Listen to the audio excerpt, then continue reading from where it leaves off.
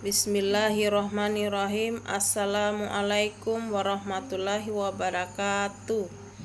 Selamat pagi anak-anak. Gimana kabarnya hari ini? Apakah semuanya sehat? Alhamdulillah. Semoga kita dalam lindungan Allah Subhanahu wa taala ya. Apakah hari ini sudah siap mengikuti pelajaran? Tentu sudah ya. Jadi hari ini kita akan membahas materi tentang menghindari akhlak mahmumah dan membiasakan akhlak mahmudah agar hidup lebih nyaman dan berkah.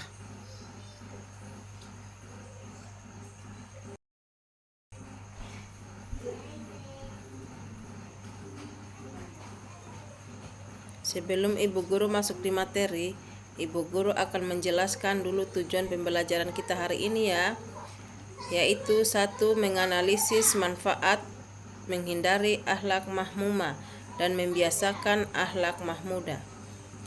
2. Menumbuhkan sikap kontrol diri dan berani. 3. Menghindari akhlak mahmumah dan membiasakan akhlak mahmudah dalam kehidupan sehari-hari. Bagian A. Menghindari diri dari sifat temperamental qadhab. Bagian A kecil. Definisi sifat temperamental qadhab. Temperamental atau sifat mudah marah dalam bahasa Arab berasal dari kata qadhab. Menurut istilah qadhab berarti sifat seseorang yang mudah marah karena tidak senang dengan perilaku atau perbuatan orang lain.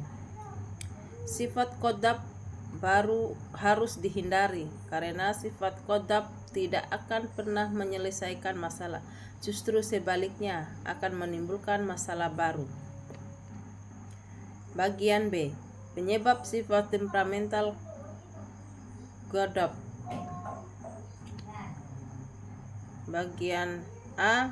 Faktor fisik jasmania. Adapun penyebab kemarahan secara fisik adalah 1. Kelelahan yang berlebihan. 2. Kekurangan zat-zat tertentu dalam tubuh. 3. Reaksi hormon kelamin. Bagian B. Faktor psikis rohania. Berikut ini adalah beberapa sebab secara psikis yang dapat memunculkan marah seseorang, yaitu 1. Ujub atau bangga terhadap diri sendiri. Yang kedua, perdebatan atau perselisihan. Ketiga, senda gurau yang berlebihan. Keempat, ucapan yang keji dan tidak sopan. Kelima, sikap bermusuhan kepada orang lain. Bagian C. Tingkatan temperamental qadhab. Sifat temperamental atau qadhab dalam pandangan Islam merupakan refleksi dari sifat setan yang keji. Berikut ini merupakan tingkatan sifat temperamental atau qadhab dalam kehidupan, yaitu 1. Golongan marah berlebihan atau ifrah.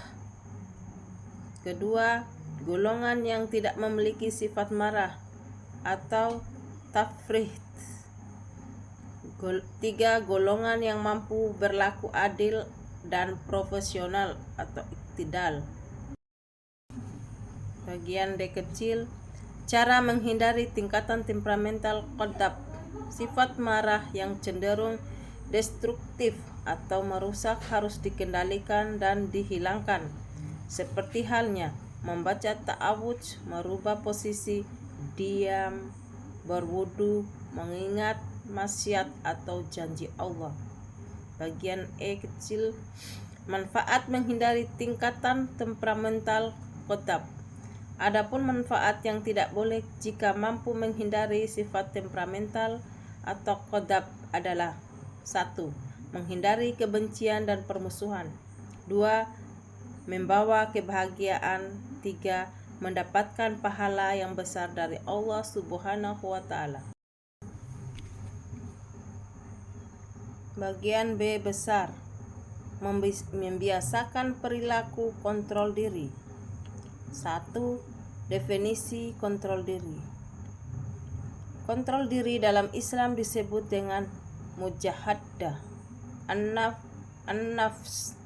Secara bahasa, mujahadah an-nafs terdiri dari dua kata, yaitu mujahadah yang berarti bersungguh-sungguh dan an-nafs yang berarti jiwa, nafsu atau diri. Sehingga pengertian dari mujahadah an-nafs atau kontrol diri adalah upaya sungguh-sungguh untuk mengendalikan diri atau menahan nafsu yang melanggar hukum-hukum Allah Subhanahu wa taala. 2. Implementasi sikap kontrol diri dalam kehidupan. Sebagai makhluk sosial, tentu kita hadapi dengan interaksi atau individu. Berikut ini adalah cara untuk menerapkan dan mengimplementasikan sikap kontrol diri dalam kehidupan sehari-hari. Memikirkan risiko dan akibat dari setiap perbuatan. Bagian B kecil, bersabar dan tidak bergesa-gesa dalam mengambil keputusan. Bagian C, memperbanyak zikir kepada Allah Subhanahu wa taala. Bagian D, berdoa memohon perlindungan kepada Allah Subhanahu wa taala. Bagian 3, pentingnya sikap kontrol diri dalam kehidupan. Kontrol diri merupakan sikap diperlukan dalam membangun harmonisasi dan kehidupan sosial. Berikut ini merupakan alasan pentingnya pengendalian diri bagi seorang muslim, yaitu menjaga kehormatan diri. Bagian B, menghindari dari perilaku yang dapat merugikan orang lain. C, menyelesaikan segala persoalan dengan pikiran yang jernih. D, menjadi inspirasi dan teladan bagi orang lain. Bagian 4, contoh perilaku sikap kontrol diri dalam kehidupan. Berikut ini adalah contoh-contoh konkret perilaku kontrol diri dalam kehidupan sehari-hari.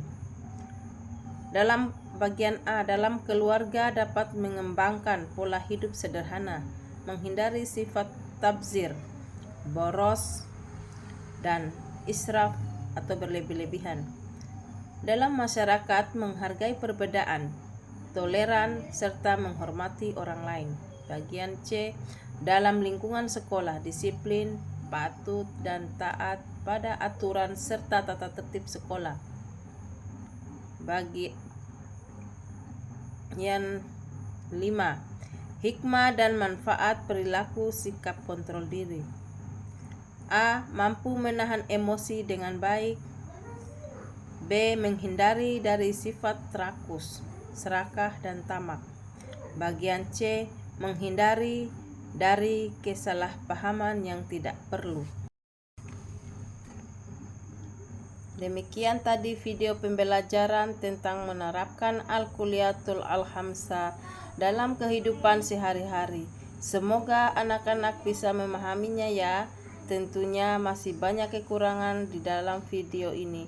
Terima kasih. Assalamualaikum warahmatullahi wabarakatuh.